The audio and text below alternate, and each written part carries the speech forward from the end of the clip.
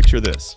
Sarah works 2 part-time jobs, barely scrapes together enough for rent, and relies on Medicaid to keep her kids healthy. Meanwhile, across town, billionaire investor Michael is calculating how much he'll save on his tax bill this year.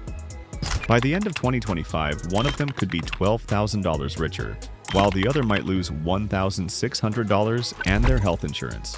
The difference? A single piece of legislation that's already passed the House and is heading to the Senate. Trump's One Big Beautiful Bill isn't just another boring tax policy. It's a massive wealth redistribution system that could fundamentally change how money flows in America. And here's the kicker. Most people have no idea what's actually in it or how it's about to hit their wallet. But before we dive into who could win or lose in this financial game of musical chairs, remember, this bill has not been passed by the Senate or signed into law. We need to understand something that politicians don't want you to think about too hard. The hidden costs that always come with these massive spending bills. When Congress passes a bill that adds trillions to the national debt, they love to focus on the immediate benefits. Tax cuts sound great, right? More money in your pocket today. But here's what they don't mention in those feel-good speeches. The bill will add about $3.8 trillion to the federal government's $36.2 trillion in debt over the next decade. Think of it like this. Imagine your neighbor kept borrowing money to throw bigger and bigger parties. At first, everyone's having a great time. Free drinks, fancy food, live music. But eventually, someone has to pay the bill. And guess who that someone is? Everyone in the neighborhood. When the national debt grows this fast, it doesn't just disappear into thin air. It creates what economists call a crowding out effect. The government starts competing with regular people for the same pool of money. Want a mortgage? Well, now you're competing with Uncle Sam who needs to borrow billions every week. Want a car loan? Same story. Interest rates creep higher. Your credit card payments get more expensive. That mortgage you were thinking about? It just got $200 more per month. And here's the really sneaky part. This happens gradually, so most people never connect the dots between that fancy tax bill and their higher monthly payments. But the debt story is just the beginning. The real drama starts when we look at where this money is actually going and who's really benefiting from this trillion-dollar reshuffling. Here's where things get interesting.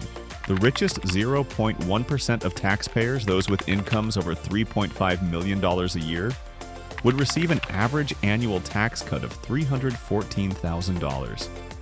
These 200,000 multimillionaires would receive more total dollars in tax cuts than the 187 million families with incomes in the bottom 60%. Let that sink in for a second. 200,000 people, roughly the population of Salt Lake City, are getting more money than 187 million Americans combined. That's not just a tax cut. That's a financial revolution disguised as policy.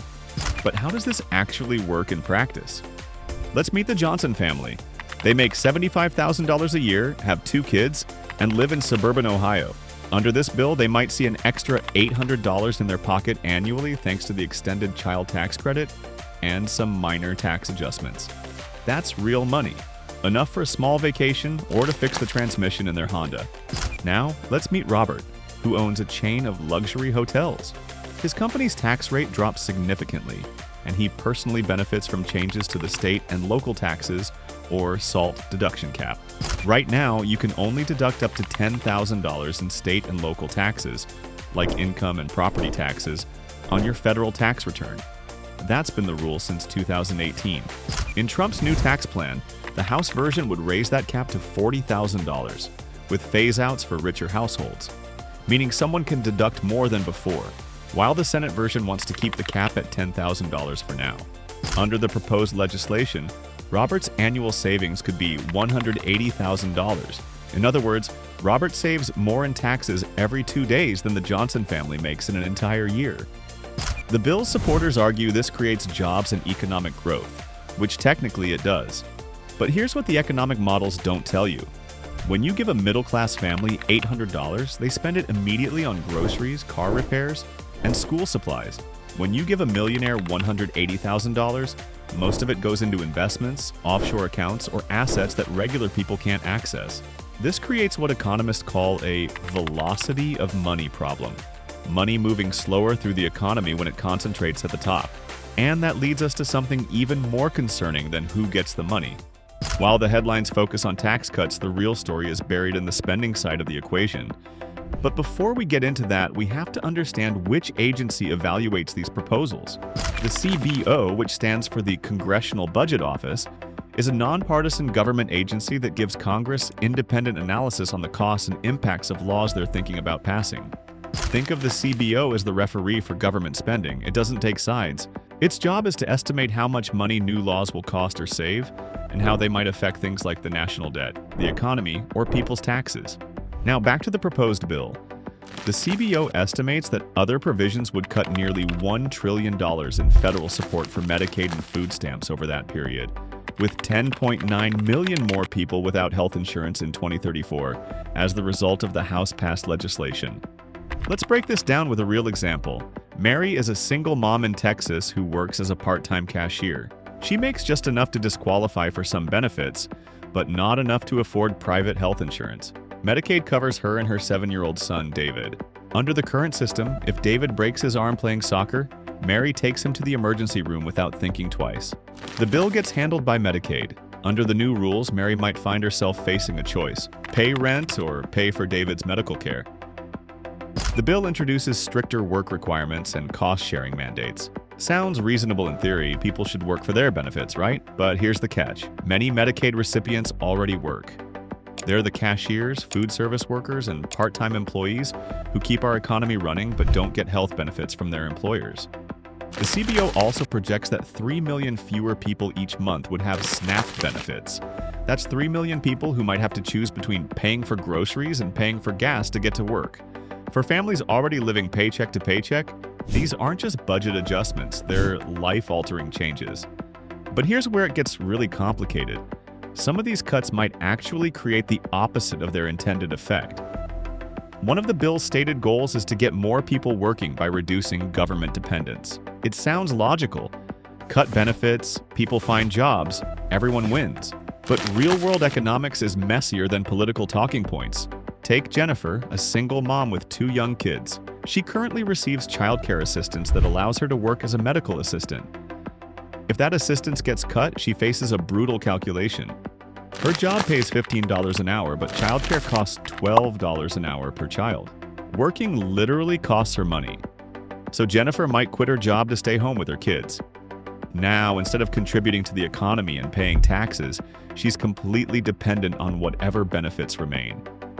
The policy designed to reduce government dependence just created more of it. This phenomenon, known as the benefits cliff, affects millions of American workers. Small changes in benefit eligibility can create massive disruptions in employment patterns. And when people drop out of the workforce unexpectedly, it creates ripple effects throughout the economy. Businesses lose trained workers. Training costs go up. Productivity drops. The tax base shrinks. And ironically, government spending often increases as people move from partial assistance to full dependency.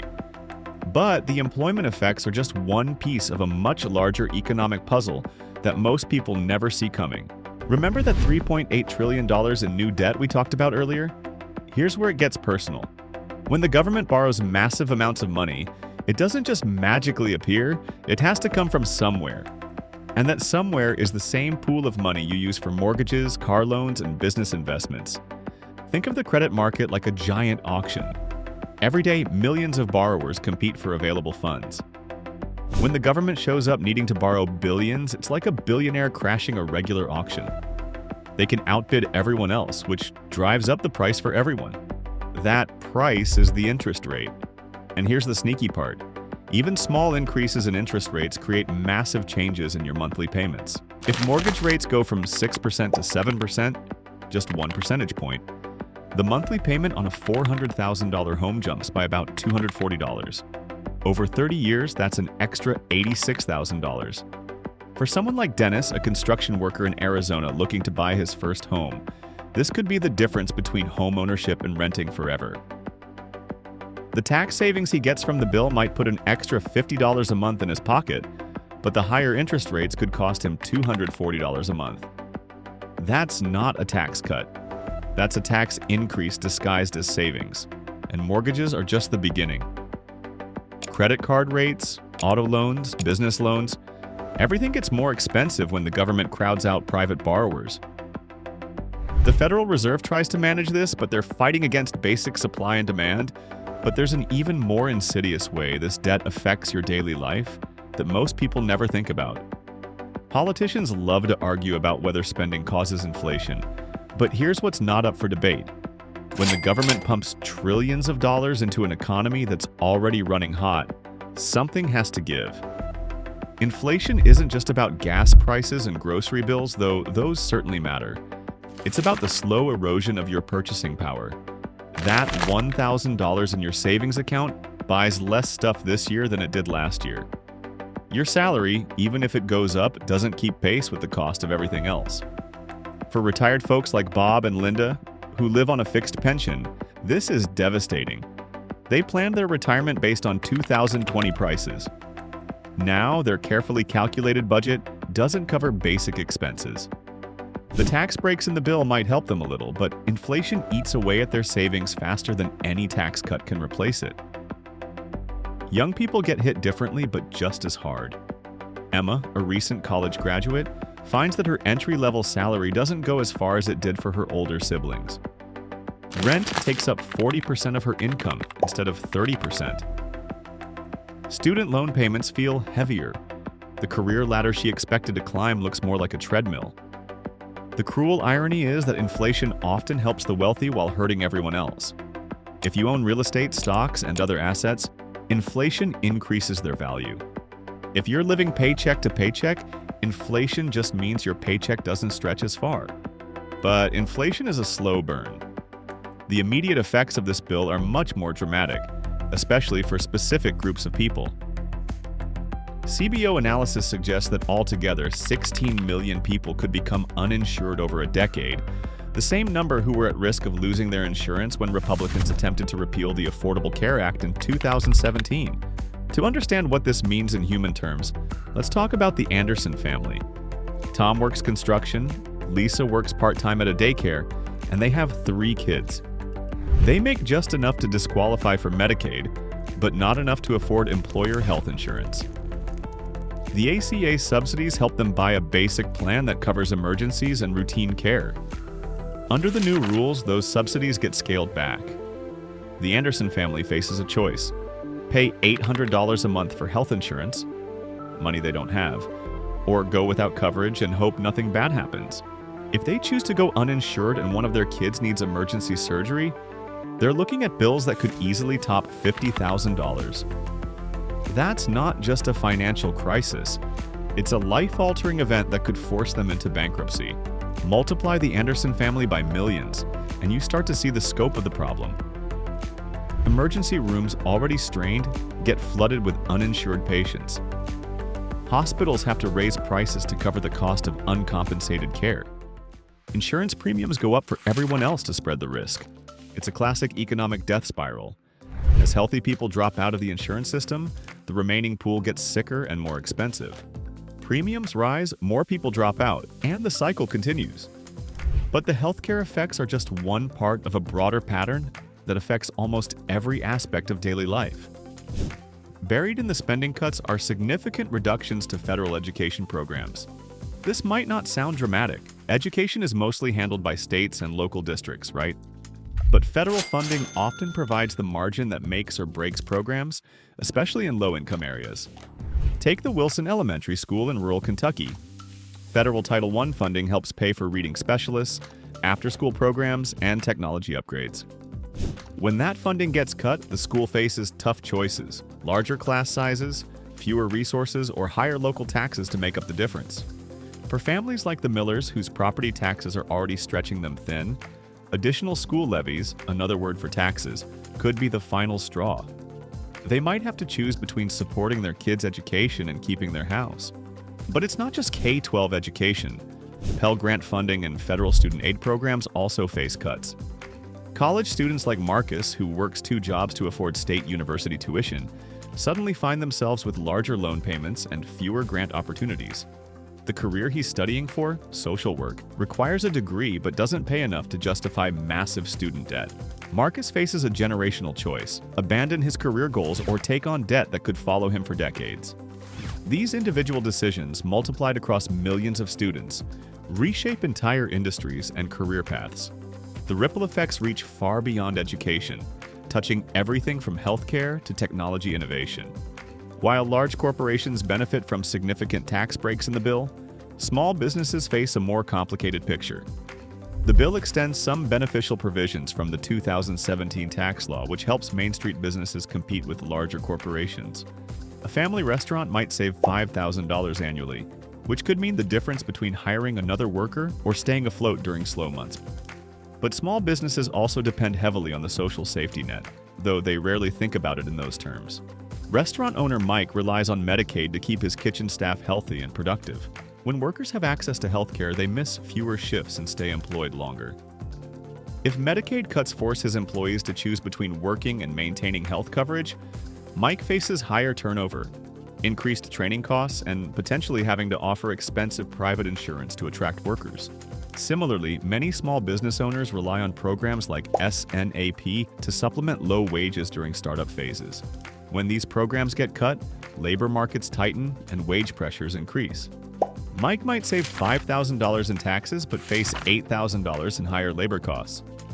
The bill's supporters argue that economic growth will offset these challenges, but growth takes time to materialize while cuts happen immediately.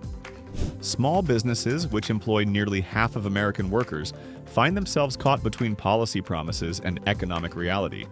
And this tension between immediate costs and promised benefits reveals something crucial about how this bill actually works. One of the most politically clever aspects of this bill is its timing structure. Most of the tax benefits hit immediately or within the first few years. Families see extra money in their paychecks right away. Businesses can calculate immediate savings. The positive effects are front-loaded and visible. The costs, however, are backloaded and often hidden. Medicaid cuts phase in gradually. Interest rate effects take time to materialize. Infrastructure investments that get cut won't show their impact for years. By the time people feel the negative effects, the politicians who voted for the bill are running for re-election on its immediate benefits. This creates what economists call a political business cycle problem. Policies are designed to produce short-term gains and long-term costs because voters respond more strongly to immediate benefits than future problems they can't yet see. Consider the Martinez family. They'll see an extra $100 per month in their paycheck starting immediately. But their daughter Sophia's public school will lose federal funding over the next 3 years, leading to larger class sizes and fewer programs. Their elderly neighbor Mrs. Chen will face higher Medicare costs starting in year 4. Interest rates on their car loan will creep up gradually over 5 years. The Martinez family feels grateful for the immediate tax relief, but the long-term costs are spread out and hard to connect to the original policy. This disconnect between cause and effect makes it nearly impossible for voters to hold politicians accountable for the full consequences of their decisions. But there's an even more fundamental issue at play here. What makes this bill historically significant isn't just its size, it's how it turbocharges existing inequality trends. For the past 4 decades, income inequality has been growing steadily. This bill doesn't just continue that trend, it hits the accelerator. Here's why. The bill's structure creates what economists call compound inequality effects. Wealthy people don't just get more money, they get more money that they can invest to make even more money. Meanwhile, lower-income people don't just get less, they lose access to programs that help them build wealth over time. Take 2 25-year-olds, Ashley and Michael. Ashley comes from a wealthy family, graduates college debt-free, and gets a $50,000 annual tax benefit from her family's business investments. She uses that money to buy rental properties and invest in index funds. Michael grows up in a working-class family, graduates with student debt, and loses access to career training programs when federal job training funding gets cut. He also loses health insurance subsidies, forcing him to take a job with benefits that pays less than what he could earn elsewhere. Over 30 years, Ashley's advantages compound exponentially. Her investments grow, her rental income increases, and her tax benefits continue. Michael's disadvantages also compound. His career advancement slows without training opportunities. Medical debt from an uninsured period damages his credit, and he never builds the asset base needed for long-term wealth building. By age 55, Ashley might be worth millions while Michael is still living paycheck to paycheck, despite working just as hard. The gap between them didn't just happen. It was engineered by policy choices made when they were young adults. This isn't just an individual tragedy, it's an economic time bomb that affects everyone. Here's something that doesn't show up in most economic analyses. When inequality reaches certain levels, it actually slows down overall economic growth. Why? Because wealthy people save and invest most of their additional income, while middle and lower income people spend it immediately. If you give a billionaire an extra $1 million, most of it goes into financial markets or offshore accounts. If you give that same $1 million to 1,000 working families, 1,000 each, it gets spent immediately on groceries, car repairs, clothing, and local services. This spending difference creates what economists call a multiplier effect. Money spent by working families circulates through the local economy multiple times. The grocery store uses it to pay employees who spend it at local restaurants, who use it to pay their suppliers, and so on. When this bill concentrates more money at the top, while reducing spending power at the bottom, it creates a drag on consumer spending. Businesses that depend on middle-class customers, restaurants, retail stores, service providers, find themselves with fewer customers who have less spending power. Ironically, this can hurt even the wealthy people who benefit from the tax cuts. If you own a chain of restaurants and your customers have less spending money, your business suffers despite your lower tax bill. This brings us to perhaps the most important question. What does all this mean for the average American family trying to plan their financial future? For most families, financial planning requires some level of predictability. You need to know roughly what your taxes will be, what healthcare will cost, and what government programs you can count on. This bill makes that kind of planning nearly impossible. Take the Johnson family we met earlier. They're trying to decide whether to buy a house, have another child, or help their aging parents. But the bill creates so many variables that they can't make informed decisions. Will their tax savings continue, or are they temporary? Will interest rates rise enough to offset their tax benefits? Will their kids' schools maintain current programs, or will funding cuts force them to consider private education? Will their parents be able to afford healthcare, or will the Johnsons need to help financially? Each of these questions depends on complex interactions between different parts of the bill, plus economic factors that are impossible to predict. The result is a kind of financial paralysis where families delay major decisions because they can't assess the risks. This uncertainty doesn't just affect individual families, it slows down the entire economy. When people can't plan, they postpone purchases, delay investments, and hold on to cash instead of spending or investing it. Businesses see the same uncertainty and become more cautious about hiring and expansion. The very complexity that makes this bill politically viable also makes it economically destabilizing in ways that are hard to measure but easy to feel. One aspect that rarely gets discussed is how this bill affects America's position in the global economy. When the U.S. runs large deficits, it needs to borrow money from somewhere.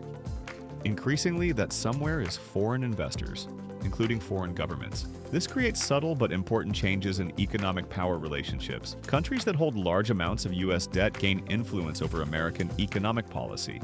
If foreign investors become nervous about America's ability to pay its debts, they can demand higher interest rates or start selling their holdings. For ordinary Americans, this shows up as economic volatility that seems to come from nowhere. Currency fluctuations make imports more expensive. Stock market swings affect retirement accounts. Interest rate spikes impact mortgage availability. The bill's supporters argue that economic growth will make these concerns irrelevant. But that assumption depends on growth rates that have been difficult to achieve historically. If growth disappoints, the international dimension could become a serious constraint on future policy options. This connects to a broader question about the bill's long-term sustainability. Trump's One Big Beautiful Bill represents more than just tax policy. It's a massive bet on America's economic future. The bet is that tax cuts and reduced government spending will generate enough economic growth to offset the immediate costs and long-term risks. For some Americans, this bet will pay off handsomely. Wealthy individuals and large corporations will see immediate benefits that compound over time. Some middle-class families will enjoy modest tax relief that helps with immediate expenses, but for millions of others, this bill represents a fundamental shift in the social contract. The safety net programs that have provided stability for generations get scaled back just as economic inequality reaches historic levels. The result could be a more dynamic but less secure society, where individual success depends more heavily on starting advantages and less on social support systems. The real test won't come in the next few years when the benefits are most visible and the costs are still building. It will come in the decade that follows, when the debt burden grows heavy, when infrastructure neglect shows its effects, and when a generation that grew up with reduced social support reaches adulthood. By then, the political actors who crafted this bill will have moved on to other battles. But the economic reality they created will shape American life for decades to come. Whether that reality proves beneficial or destructive depends not just on economic growth, but on how American society chooses to distribute both the benefits and the costs of that growth. The bill's passage through the House was just the beginning. The real story will be written in the lives of families like the Johnsons, the Andersons, and millions of others whose financial futures now depend on whether this grand economic experiment succeeds or fails. Their stories, multiplied across a nation, will ultimately determine whether the one big beautiful bill becomes a historic success or a cautionary tale about the risks of betting everything on a single policy approach. The votes have been cast, but the final verdict is still years away, and that verdict will be written not in congressional chambers, but in kitchen tables across America where families try to make sense of how their government's choices affect their daily lives.